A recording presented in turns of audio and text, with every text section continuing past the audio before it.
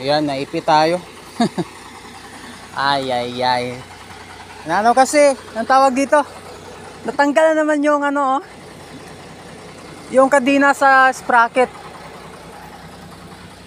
Malaki kasi itong ano na to, itong kanal. Okay lang sana kung wala siyang mga ganito. Ganito siya eh.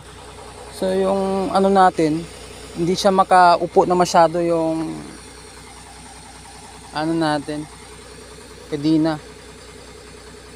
Yan, inano ko na lang yung mga lupa dito kaso kulang sa lakas. Hindi niya masyadong maano. Kasi naipit din dyan sa mga ano, kailangan ko siyang anuhin muna. So titingnan natin kung magagawa natin, kung makaalis ba tayo dyan. Hanggang dyan na lang sana oh. Yung kanal natin nalilinis. Ay ay ay. Laban. Palamigin ko muna to para mas lalakas.